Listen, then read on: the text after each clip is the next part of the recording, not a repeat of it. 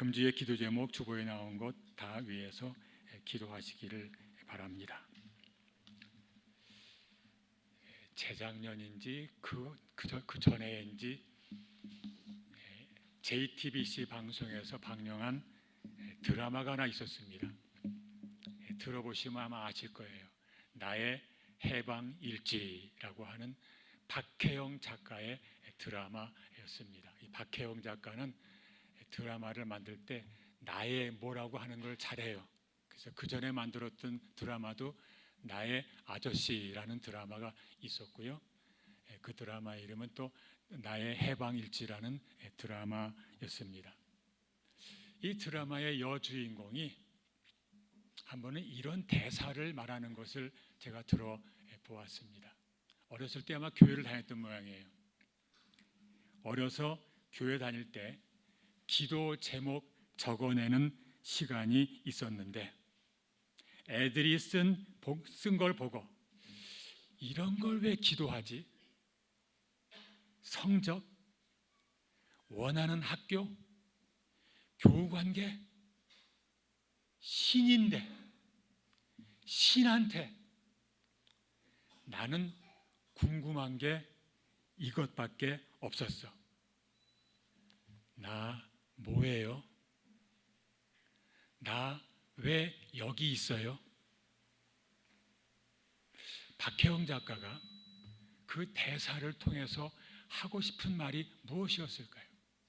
저는 그 드라마 보면서 그 작가가 한국 교회를 향해서 여러 가지 말을 하고 있구나 하는 것을 느낄 수 있었습니다. 예를 들면요, 그 주인공 가족이 사는 지역이 서울 근교의 작은 지방 도시였는데 그 지방 도시에서 지하철을 타고 서울 오면서 꼭 지나가는 건물이 하나 있어요. 그 건물 옥상에는 두 가지 탑이 세워져 있습니다. 왼쪽에는요, 이렇게 삐쭉삐쭉 나온 그 핸드폰 통신 뭐라고 하지? 그 통신탑이 있는데 꼭 생긴 게 이렇게 삐쭉삐쭉 나와서 이렇게 생겨서 꼭 왕관처럼 생겼어요. 그런 탑이 하나 있고, 그 다음에 오른쪽에는 교회이기 때문에 또 그 같은 건물에 교회가 있었기 때문에 십자가가 있었어요. 그걸 자주 그 드라마에서는 보여주었습니다. 저는 박혜영 작가가 저 모습을 통해서 무엇을 말하고 있을 것인가? 그 대사를 통해서 친구들은 다 성적을 위해서 기도하고 원하는 학교를 위해서 기도하고 교우관계에서 기도하는데 이 주인공은 하나님 나 뭐예요? 나 왜 여기 있어요? 이 대사를 통해서 작가가 하는 말이 무엇일까요? 어쩌면 우리 한국교회 성도들이 드리는 기도가 다 성적을 위해서, 건강을 위해서, 교우관계를 위해서, 직장을 위해서 하는 기도가 아닌가, 그것을 지적하고 있는 것은 아닌가 해서 그 지하철역 옆에 있는 건물의 두 탑 중에 너희가 정말 좋아하는 탑이 어느 쪽이냐? 송신탑이 꼭 금관처럼 생겼습니다. 왕관을 더 좋아하느냐, 십자가를 더 좋아하느냐, 그 질문을 하는 것은 아닐까 하는 생각을 해보았습니다. 오늘 우리는 어떻습니까? 무엇을 위해서 더 많이 기도하십니까? 성적을 위해서 기도하지 말라는 말씀 아니에요? 현실을 위해서 기도하지 말라는 말씀 아니에요? 기도해야죠. 열심히 살아야 되고 현실이 잘 돼야 합니다. 문제는 현실에 자꾸 빠지다 보면 본질이 사라질 수 있게 된다고 하는 것입니다. 어느 것이 먼저일까요? 하나님을 잘 믿기 위해서 현실의 삶을 잘 살아야 하는 것일까요? 아니면 현실의 삶을 잘 살기 위해서 하나님을 믿는 것일까요? 쉽지 않은 문제입니다. 자칫 잘못하면 우리가 여기서 본말이 바뀔 수가 있습니다. 제가 군대 생활을 요 바로 위에 있는 양주 백석에 있는 26사단에서 했는데요. 지금 그 사단이 없어졌더라고요. 불무리 사단입니다.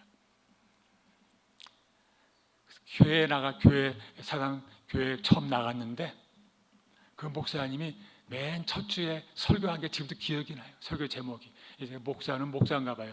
그 설교 제목 내용이 다 기억이 나요. 요한 3서 2절 말씀 가지고 설교 제목이 삼박자 축복이었습니다. 삼박자가 축복이 있다는 걸 처음 들어봤어요. 설교 내용은 이렇습니다. 내 영혼이 잘됨 같이 예수 믿으면 영혼이 잘된다. 그 다음에 내 범사가 잘된 내 영혼 잘됨 같이 내가 범사가 잘되고 강건하기를 내가 간구하노라.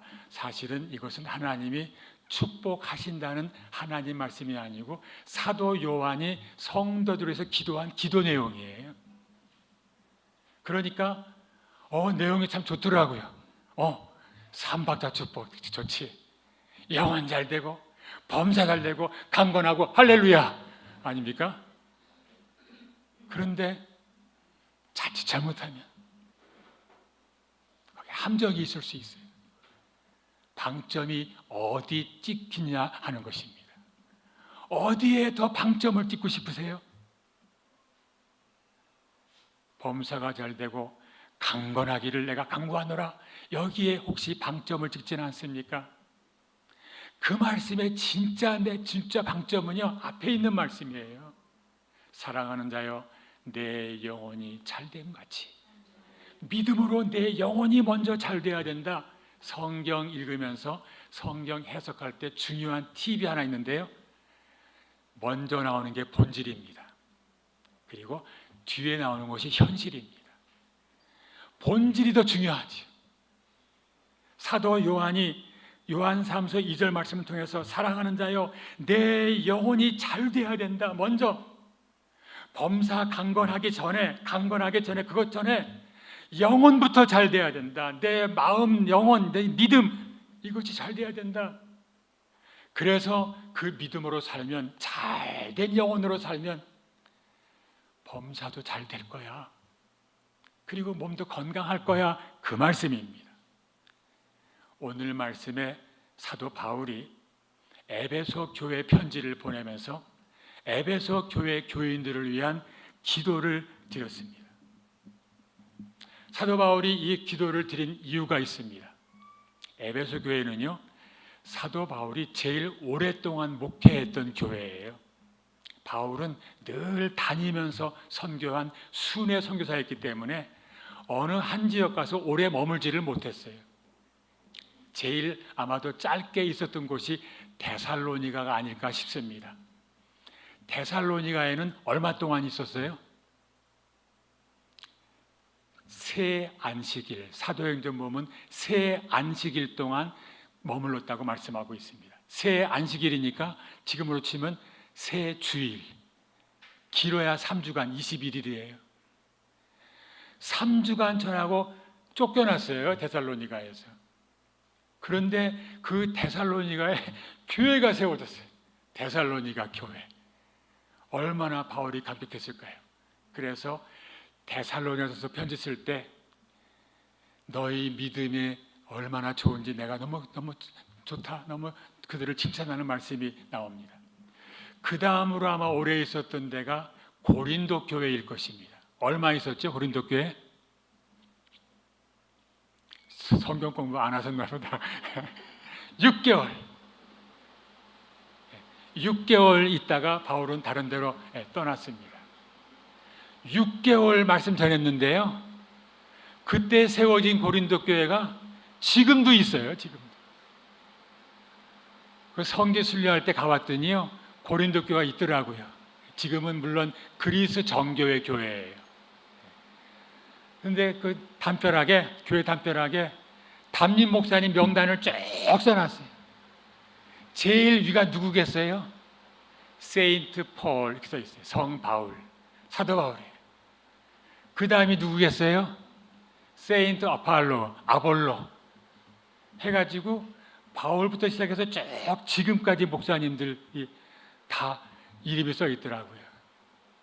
그 그리스 정교회는요, 담임 목사님이 죽을 때까지 목회한대요. 우리는 70세면 은퇴하잖아요. 죽을 때까지 은퇴하고 죽으면 부목사가 담임 목사 된대요. 그리스 정교회는.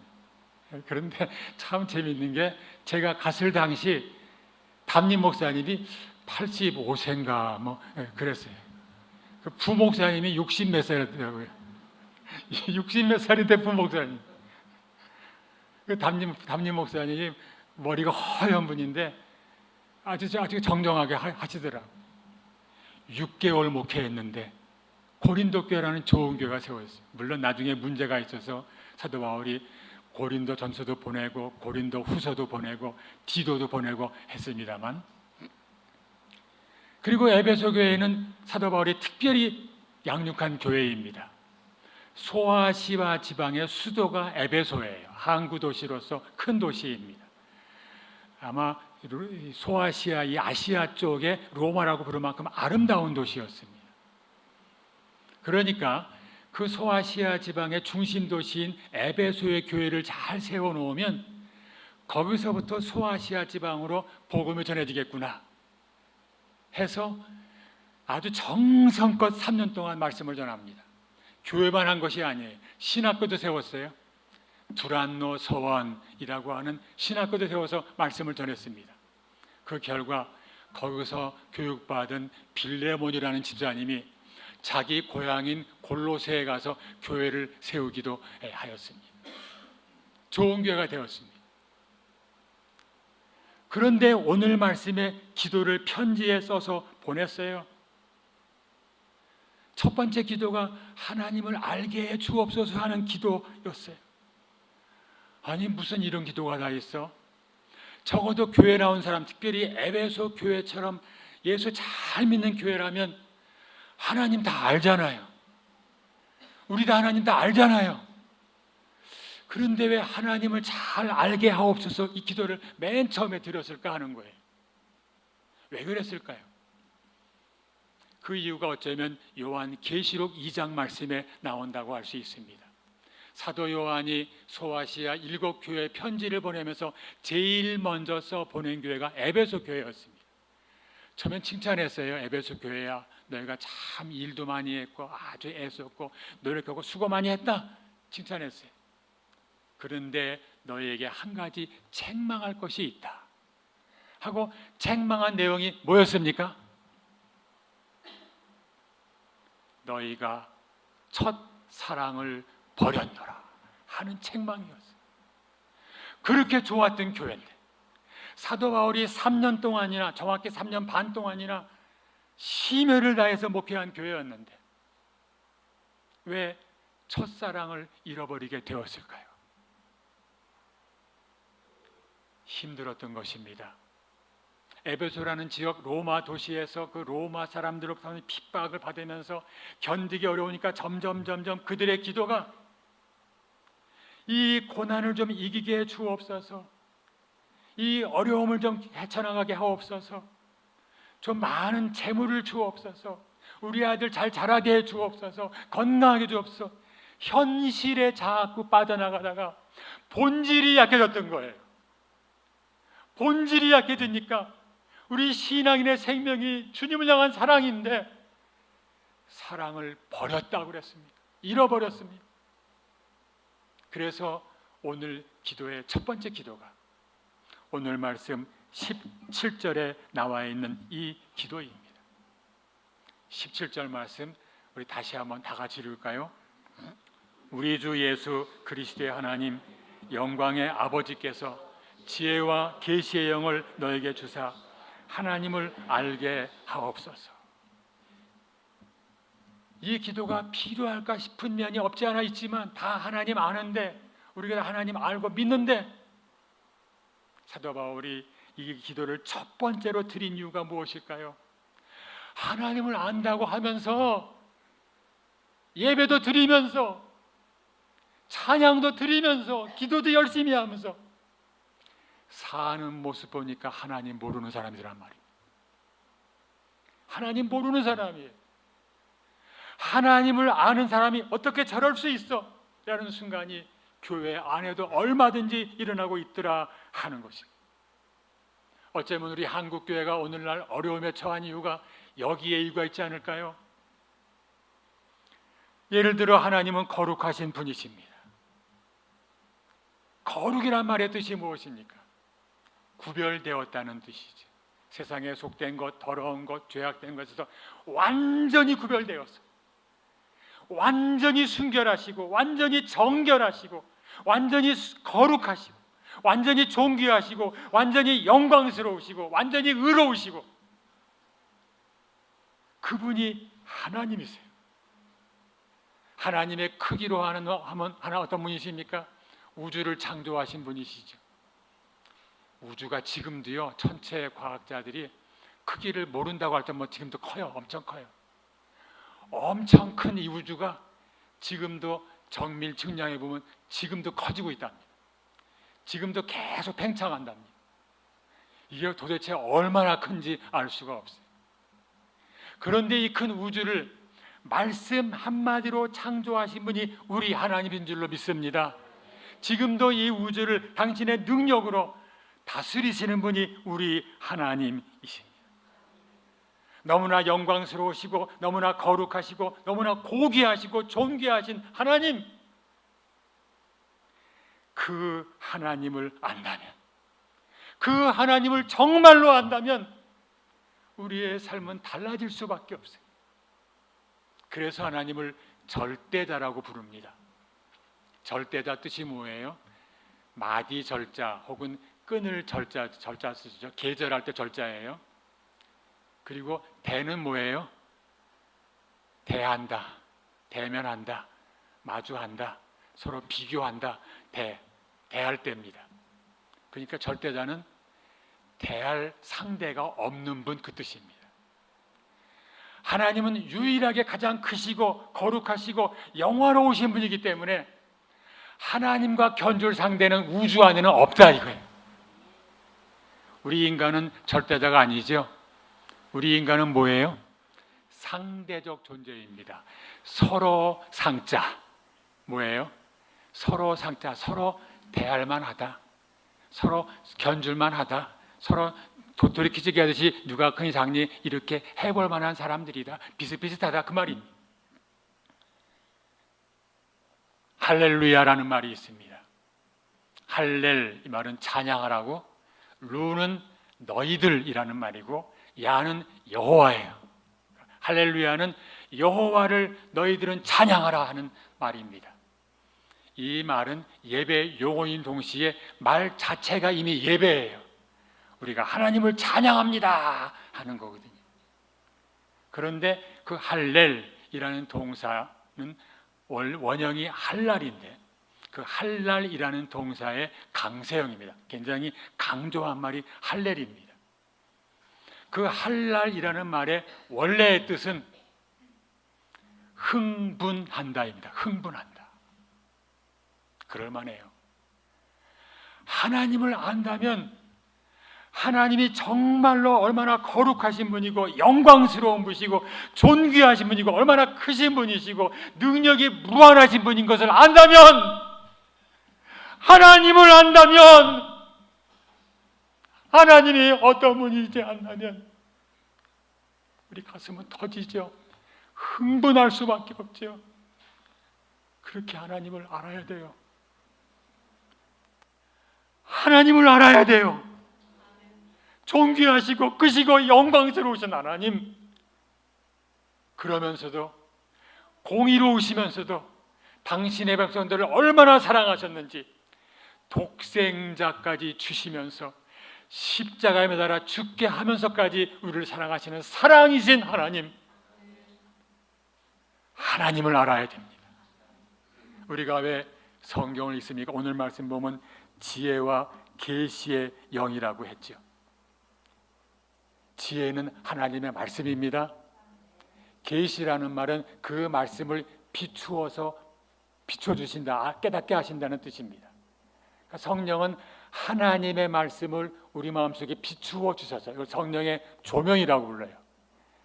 말씀을 깨닫게 하시는 분이라고 하는 의미입니다. 그 지혜와 계시의 영이 우리 마음을 깨닫게 해주려면 말씀을 읽어야 되는 거예요. 말씀을 통해서 성령께서 우리 마음속에 비추어 주시는 거예요. 그래서 성경을 읽는 제일 첫 번째 목적은 하나님을 알기 위해서입니다. 이게 제가 한 말이 아닙니다. 우리 장로교를 창시하신 요한 칼빈 선생님이 쓰신 책이 있습니다. 기독교 역사상 가장 위대한 책이라고 불릴 만한 책이 기독교 강요라고 하는 책이 있습니다. 그 기독교 강요가 두꺼운 책으로 4권이나 되는데 제일 첫 번째 책, 제일 첫 번째 문장이 하나님을 아는 지식이 가장 중요한 지식이다라고 써 있습니다. 그래서 호세아 선지자는 그 당시 자꾸만 본질을 잃어가는 이스라엘 백성들을 향해서 우리가 여호와를 알자, 힘써서 여호와를 알자, 호세아 6장 3절에서 말씀하고 있습니다. 그래서 교회는요, 모였다 하면 성경 공부하는 거예요. 모였다 하면 말씀을 듣는 거예요. 그 말씀을 통해서 하나님을 알아가기 때문에 그렇습니다. 우리는요, 앉아서 할렐루야 할렐루야 이러지만요, 이스라엘 사람들은 앉아서 할렐루야 하는 법이 없어요. 찬송가도 앉아서 부르는 법이 없어요. 찬송가 부를 때는 다 일어납니다. 그리고 할렐루야 찬송 부를 때는 그냥 서서 부르지도 않아요. 펄펄 뛰면서 할렐루야 할렐루야 할렐루야 할렐루야 할렐루야. 하나님을 알면 알수록 우리는 흥분하게 됩니다. 첫 번째 기도, 하나님, 제가 하나님을 더 깊이 알아가게 하옵소서. 얼마나 거룩하신 분이시고, 얼마나 성결하신 분이시고, 얼마나 순결하신 분이시고, 얼마나 존귀하신 분이신지 하나님한테 제가 매혹당해서 하나님에게 제 마음을 다 빼앗겨서 하나님과 더 가까워지고 싶고 하나님의 백성으로 살고 싶어요. 이 기도를 드리는 우리 모두가 다 되시기를 주님의 이름으로 축원합니다. 이것이 첫 번째 기도입니다. 두 번째 기도는 18절 앞부분에 나와 있습니다. 너희 마음의 눈을 밝히사 그의 부르심의 소망이 무엇인지 알게 하옵소서 하는 기도입니다. 칼빈이 쓴 기독교 강요의 그 두 번째 챕터, 아까 첫 번째 챕터는 뭐라 그랬어요? 하나님 아는 것이 가장 중요한 지식이다 했죠. 두 번째 챕터는 이렇게 말했어요. 그 다음에 알아야 할 지식이 사람에 대한 지식이다 그랬습니다. 오늘 말씀도 그 말씀입니다. 너희 마음의 눈을 밝히사 지혜와 계시형으로 마음의 눈이 밝아져서 그의 부르심, 하나님의 부르심의 소망이 무엇인지, 하나님께서 오늘도 여러분들을 여기에 불러주셨습니다. 저도 불러주셨습니다. 그 하나님께서 우리들을 불러주신 하나님의 부르심의 소망, 하나님이 무엇을 소망하시고 무엇을 바라시고 우리를 부르셨는지를 알게 하옵소서. 아까 그 드라마의 그 여주인공이 드린 기도가 그 기도예요. 하나님, 나 뭐예요? 나 왜 여기 있어요? 나 왜 살아야 해요? 하나님께서 우리를 하나님의 형상으로 지으셨습니다. 그래서 우리 사람을 만물의 영장이라고 부르는 것입니다. 사실 외적으로 본다면 사람이 뭐 만물의 영장 될 만하진 않아요. 크기로 한다면 코끼리가 얼마나 크고 힘이 셉니까? 고래는 얼마나 큽니까? 달리기 잘하기로 한다면 치타는 얼마나 잘 달립니까? 말도 얼마나 잘 달립니까? 사람 거기다 견줄 수가 없어요. 그런데 사람이 만물의 영장된 이유는 하나님의 형상 때문입니다. 하나님의 형상으로 지으셨어요. 하나님의 형상이 뭐예요? 영이신 하나님, 그 영이신 하나님처럼 우리를 영으로 창조하셨어요. 영이라는 말은 하나님을 알 수 있는 존재고 하나님과 교제할 수 있고 하나님의 말씀을 들을 수 있다는 뜻입니다. 또한 하나님의 형상 속에는 인격성이 들어있습니다. 하나님은 인격이신 분이십니다. 그래서 우리 사람을 인격적인 존재로 창조해 주셨습니다. 그리고 성부, 성자, 성령 세 분 하나님께서 서로 사랑하시면서 교제하시다가 너무 좋아서 너무 교제가 깊어져서 세 분이 한 분이 되셨습니다. 이게 하나님의 교제의 성품입니다. 그래서 우리 사람들도 서로 만나고 교제하고 서로 사랑하고 서로 함께 삶을 나누게 되는 것입니다. 이 모든 게 하나님의 형상이에요. 하나님께서 하나님의 형상으로 우리를 지으신 목적이 무엇일까요? 내 형상을 너희가 나타내야 한다 하는 것입니다. 우리 한 사람 한 사람이 삶을 통해서 하나님의 형상을 드러내야 한다 하는 것입니다. 어느 자매가 취직을 했습니다. 몇 달 다니더니 저한테 왔어요. 목사님, 저 취직했는데 그랬지? 잘 다녀요? 아니요. 힘들어 죽겠어요. 아니 왜요? 저랑 도대체 맞지를 않아요. 그냥 매일 놀러 가는 거 좋아하고 술 먹기 좋아하고, 제가 좀 신앙에 대한 이야기 하려고 그러면 다 듣지도 않고 다 고웃음 치고, 저기 못 견디겠어요. 어떻게 하면 좋아요? 이해는 가요. 지금 세상이 그렇기 때문에 우리 믿는 성도들이 세상에 살기 어려운 그 점이 분명히 있습니다. 그렇다고 다 세상 나와버리면 어떡하겠어요? 제가 그랬습니다. 자매님, 이해는 갑니다. 저도 신학교 가기 전에 4년 동안 직장 생활을 해보았기 때문에 그 마음 이해합니다. 그런데요, 하나님께서 자매님을 그 직장에 보내시지 않았을까요? 하나님께서 자매를 그 직장에 보내줬으면 그 직장에서 자매가 해야 할 일이 있어서 보내신 것이 아닐까요?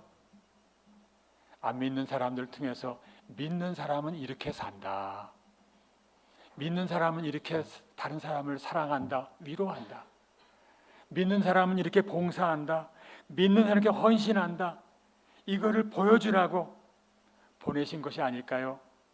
제가 그렇게 상담을 해준 적이 있습니다. 그렇습니다. 우리가 가 있는 곳은 그냥 가 있는 곳이 아닙니다. 어디든지 하나님께서 보내주신 것입니다. 하나님께서 나를 이곳에 부르신 부르심의 소망이 무엇인지 알게 하옵소서. 그 기도해야 되는 거예요. 하나님을 깊이 알아가시고 나를 부르신 부르심의 소망을 깨닫고 그 부르심에 합당한 삶을 살아가시기를 우리 주님의 이름으로 축원합니다. 세 번째 기도는요, 그렇게 살 때 하나님께서 우리를 영광스럽게 해주신다는 축복의 말씀입니다. 18절 말씀 다 같이 읽죠. 성도 안에서 그 기업의 영광의 풍성함이 무엇인지 알게 하옵소서. 뒷부분입니다. 성도 안에서 그 기업의 영광의 풍성함, 하나님이 그 사람에게 부어주시는 기업의 영광의 풍성함이 무엇인지 알게 하옵소서. 기업이라는 말은 유산이란 뜻입니다. 유산. 하나님께서 우리에게 유산으로 주시는 많은 축복, 그 축복의 영광이 얼마나 풍성한지 그것을 알게 하옵소서 하는 기도가 세 번째 기도입니다. 예배 가운데 하나님께서 그 영광을 부어주시는 줄로 믿습니다. 우리가 지금 영광 가운데 있는 거예요. 내가 지금 하나님의 영광 가운데 있구나. 우리 고등학교 친구가, 야, 목사는 술을 못 먹는다며? 못 먹는 애라 안 먹지. 먹을 수 있지만 안 먹지. 담배도 안 핀다며? 필 수 있지만 안 피지. 외국에는 또 목사님도 담배 피는 분이 있긴 있더라고요. 연애도 못 한다며? 야, 내가 내 아내 있는데 무슨 연애를 하냐? 그거 안 하지. 했더니 그 친구가 그래요. 야, 그럼 넌 무슨 재미로 사냐? 너 몰라서 그래. 예수 믿는 재미가 얼마나 좋은지, 하나님 믿는 재미가 얼마나 좋은지 너희가 모르니까 그렇지. 그거 알아봐. 너희도 나처럼 될 거야. 성도 안에서, 우리들 심령 속에, 우리 가정 속에, 우리 직장 속에, 성도 안에서 하나님 주시는 그 기업의 영광의 풍성함, 하나님이 얼마나 큰 영광을 주시는지, 이 영광은 영적인 영광도 있고 세상적인 영광도 있을 것입니다. 그 모든 영광이 얼마나 풍성한지 너희가 알기를 원하노라. 이 기도가 우리의 기도가 되기를 바랍니다. 이 영광을 품은 사람은 이제 아무렇게 살지 않습니다. 하나님의 거룩을 아는 사람은 거룩하지 않은 삶을 이제 살 수 없습니다. 살기가 어려워져요. 왜? 죄가 너무 추하고 더럽고 냄새가 나서 거의 가까이 가고 싶지가 않은 거예요. 자연적으로 하나님 말씀대로 사는 거예요. 그래서 그 영광이 점점 더 커지는 거예요. 자연이 뭡니까? 자연, 한자어로 스스로 자자에 그러할 연자죠. 제가 2월 달에 김포 살다가 고양시로 이사 왔는데요. 김포에서는 고층 아파트에 살다가 고양시에서는 3층짜리 연립으로 왔습니다. 거기서 1층으로 왔어요.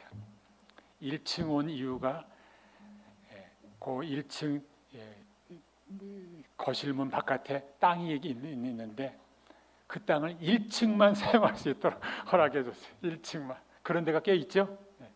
그래서 아마 그 마당 넓이가 저기서부터 여기까지는 될 만큼 요만치 강대상만큼 될 만한 17평쯤 되는 그런 마당을 우리 보고 쓰래요. 내 거는 아니고 우리 거는 아니고 그냥 공용인데 쓰래요. 그래서 야, 여기다 모두 심고 해봐야 되겠다. 2월 달에 왔는데요. 아직 아무것도 안 심었는데 3월 달 되니까 막 자라더라고요. 뭐 민들레도 나오고 뭐 엉겅퀴도 나오고 막 나오더라고요. 지금 제 무릎까지 와 있어요. 얼마나 잘 자라는지. 제가 씨도 안 심었고 물도 안 줬고 그러면 지가 자라요. 지가. 나무가 하나 있는데 보니까 다른 나무는 다 잎이 나고 벚꽃도 피고 지금 다 피는데 이 나무는 아주 바짝 말라 있어요. 아, 이건 죽었나 보다 했더니요, 3월달 다 지나도록 그냥 그대로 바짝 말라 있어요. 이건 죽었나 보다, 이건 배에 버려야 되겠다 이러고 있는데요, 4월 초순쯤 되니까 잎이 하나 삐쭉 나오더라고요. 잎합나무예요. 잎합나무가 잎이 아마 늦게 나오는 모양이에요. 지금은요, 잎이 얼마나 무성한지 며칠 있으면 아마 잎합나무 꽃도 필 것 같아요. 이게 자연입니다. 스스로 되는 거예요. 내 안에 하나님의 영광이 있으면, 내가 하나님의 본질에 합한 존재가 되어 있으면 거룩한 삶은 스스로 나오는 거예요. 우리가 노력하고 애써서 나오는 거 아니에요. 스스로 나오는 겁니다. 네 번째 기도는 하나님께서 그 삶을 살 수 있는 능력을 주시기를 기도한 기도입니다. 19절 말씀 다 같이 읽죠. 그의 힘의 위력으로 역사하심을 따라 믿는 우리에게 베푸신 능력의 지극히 크심이 어떠한 것을 너희로 알게 하시기를 구하노라. 아멘. 누구의 힘의 위력이요? 우리 힘이 아니에요. 인간의 힘이 얼마나 되겠어요? 알통이 얼마나 왔자 그 무슨 힘이 되겠어요? 하나님의 힘의 위력으로 우리 안에 역사해 주신다는 것입니다. 그럴 것 같아요. 한길교회 성도들이 하나님을 너무 사모해서 하나님 알고 싶어요. 하나님 더 가까워지고 싶어요. 하나님을 더 사랑하고 싶어요. 이런 기도 드리고, 저를 보내신 곳마다 하나님의 부르심의 소망을 깨닫고 그 소망대로 살고 싶어요. 그래서 하나님 주시는 그 영광을 더 풍성히 누리고 싶어요. 이 기도하면서 애쓰는 한길교회 성도들을 바라보시면서 어떻게 하나님이 가만히 계실까요? 내가 저들 가운데 나의 힘을 부어 주어야 되겠구나. 내가 저들 가운데 역사해 주어야 되겠구나. 그렇게 될 줄로 믿습니다. 오늘 말씀에서 성령을 지혜와 계시형이라고 하였습니다. 지혜는 말씀이고 계시는 비추어 주시는 성령의 역사예요. 그래서 말씀을 읽고 늘 묵상하고 말씀 가운데 살아야 하는 것입니다. 그때 우리는 조금씩 변화되고 거룩해지고 자라나게 될 것입니다. 이 본질이 먼저 있어야 바른 현실을 세울 수가 있습니다. 본질이 없이 현실만 그릇하게 세워놓으면 이것은 사상 누각, 모래 위에 세운 집이 돼서 무너지고 말 것입니다. 본질이 되어 있으면 예배를 드리고 싶은 거예요. 예배를 드리려고 애쓰는 게 아니에요. 예배를 드리고 싶어요. 예배를. 말씀을 읽으려고 애쓰는 게 아니에요. 말씀을 읽고 싶은 거예요. 찬송을 드리려고 애쓰는 거 아니에요. 찬송을 드리고 싶은 거예요. 해바라기가 해를 따라가듯이 우리 영혼이 하나님을 따라가게 될 줄로 믿습니다. 예전에 이런 논쟁이 있었어요. 살기 위해서 먹느냐, 먹기 위해서 사느냐 하는 논쟁이 있었습니다. 어느 게 맞아요? 살기 위해서 먹어요? 그 말도 맞는 것 같더라고요. 제가 은퇴하고 나서 집에서 지금 3끼를 다 먹고 있습니다. 제가 삼식입니다. 삼식이. 그랬더니 식사 시간이 왜 이렇게 빨리 돌아오는지. 우리 집사람이 요리하고 저는 설거지 양반인데 설거지 다 해놓으면 또 밥하고 있는 거예요. 그래서 살기 위해 먹는 게 맞나 보다. 답은요, 하나님의 영광을 위해 산다. 먹는 것도 하나님의 영광을 위해 먹는다. 이게 본질이 우선입니다. 본질이 먼저 밑에 깔려 있어야 하는 것입니다. 이 본질이 없어지면은 현실은 아무 의미가 없어지고 맙니다. 우리가 하나님의 영광을 위해서 먹는 게 먹는 것의 의미인데 나중에 점점 어떻게 하면 더 맛있게 먹을까 여기 관심 가져요. 뭐 맛있게 먹는 게 잘못이란 말 절대 아닙니다. 맛있게 드세요. 그런데 맛있게 먹는 데만 계속 관심 가지면 본질이 사라지게 되는 것입니다. 주의 영광을 위해서 살기 위해서 돈을 법니다. 처음엔 그렇게 시작을 많이 해요. 근데 돈을 벌다가 보면 어떻게 돼요? 주의 영광은 점점 사라지고 하나님 더 많이 벌게 해주세요. 더 벌게 해주세요. 돈 많이 버는 데만 혈안이 돼 있으면 그건 잘못된 삶이 되고 만다 하는 것입니다. 자녀가 잘 되기 위해 기도해야 됩니다. 기도하십시오. 그런데 그 자녀가 나중에 커서 출세하고 세상에 잘 먹고 잘 살기 위해서가 아니라 정말로 하나님의 영광을 위해 사는 자녀가 되기를 위해서 얘가 공부가 필요합니다. 얘한테 지혜가 필요합니다. 그 기도가 바른 기도인 줄로 믿습니다. 오늘 말씀 보면 아주 중요한 한 말씀이 나와요. 너희 마음의 눈을 밝히사라는 말씀입니다. 즉 마음의 눈이 어두워질 수 있다고 하는 것입니다. 얼마 전에 텔레비를 보는데 다단계 사기꾼한테 걸린 사람이 아마 손해를 많이 봤던 모양이에요. 텔레비에 나와서 아나운서한테 하는 말이 아유 내가 그 사람한테 속아가지고 그때 왜 속았는지 참 후회가 됩니다. 그래요. 사기꾼에게 속았을까요? 아니요. 자기 자신한테 속은 것입니다. 욕심이 잉태한즉 죄를 낳고 죄가 장성한즉 사망을 낳느니라. 자기 욕심에 자기가 스스로 속은 것입니다. 사람이 죄에 빠지는 것은 마음의 눈이 어두워진 결과입니다. 끊임없이 우리는 이 4가지 기도, 중요한 본질을 위한 이 4가지 기도 드리면서 우리의 마음의 눈이 어두워지지는 않았는지 끊임없이 돌아보아야 합니다. 기도를 많이 하는 것 물론 좋지만 그것이 중요한 것이 아닙니다. 어떻게 기도하느냐, 무엇을 위해 기도하느냐가 중요합니다. 신앙의 본질을 위한 기도를 드립시다. 그래서 하나님을 더 깊이 알아가고 하나님이 너무나 좋아서 하나님 때문에 감격하고 하나님 때문에 황홀해하고 하나님 때문에 행복한 우리 모두가 되기를 주님의 이름으로 축원합니다. 우리 마음 눈이 밝아져서 우리를 부르신 하나님의 부르심의 소망이 무엇인지 깨달아 알고 그 소망을 이루어드리는 삶이 되고 그때 부어주시는 하나님의 영광, 그 영광을 풍성히 누리며 하나님이 우리 안에 역사해 주시는 하나님의 능력을 가지고 그 힘을 의지해서 이 본질에 합한 삶을 살아가시기